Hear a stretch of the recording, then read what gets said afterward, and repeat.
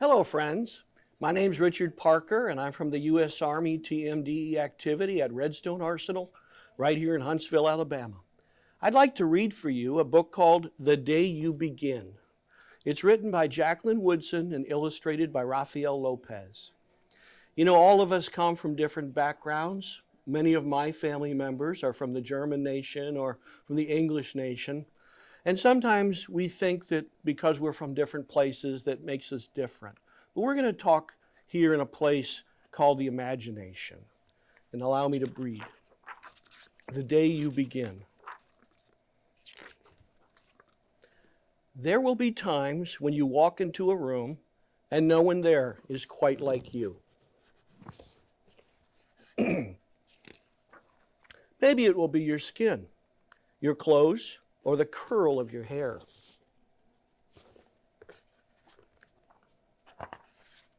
There will be times when no one understands the words that curl from your mouth, the beautiful language of the country you left behind.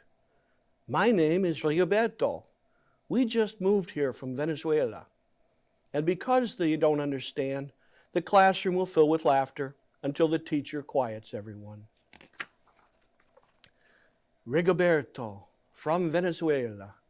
Your teacher says so soft and beautifully that your name and homeland sound like flowers, blooming the first bright notes of a song.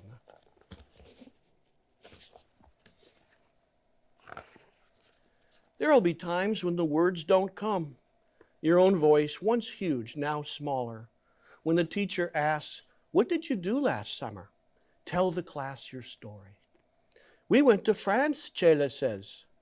These shells come from a beach in Maine. A boy named Jonathan holds out a jar filled with tiny shells, so fragile they look like they'll turn to dust in your own untraveled hands. My whole family went to India, Spain, South Carolina. Each souvenir a small triumph of a journey, their travels going on and on. And as you stand in front of that room, you can only remember how the heat waved as it lifted off the curb, and your days spent at home caring for your little sister who made you laugh out loud and hugged you hard at nap time. You can only remember the books you kept on reading long after she had fallen asleep. And in that room, where no one else is quite like you, you'll look down at your own empty hands and wonder, what good is this when other students were flying and sailing and going somewhere?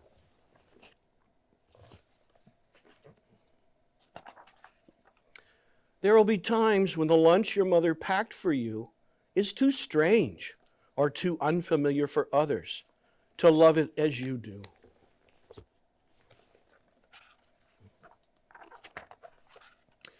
Even when your own friend Nadja will wrinkle her nose and say, "What's in there anyway?"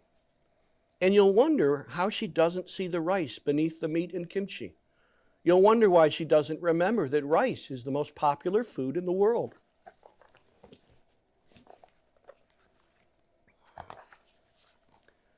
There will be times when climbing bars are too high. The run is too fast and far. The game isn't one you can ever really play. I don't want him on our team. You can watch. Maybe you can have a turn later.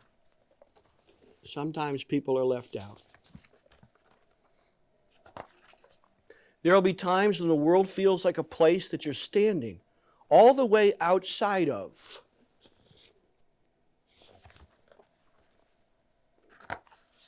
And all that stands beside you is your own brave self, steady as steel and ready, even though you don't yet know what you're ready for.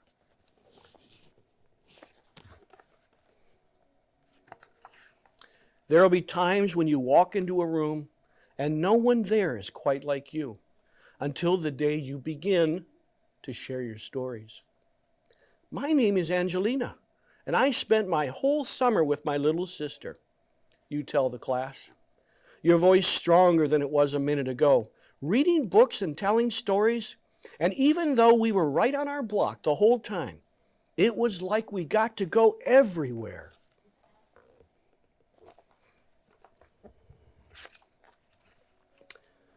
Your name is like my sister's, Rigoberto says. Her name is Angelina too.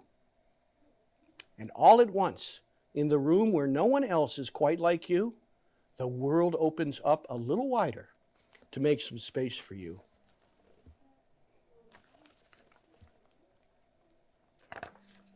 This is the day you begin to find the places inside your laughter and your lunches, your books, your travel, and your stories, where every new friend has something a little like you and something else so fabulously not quite like you at all.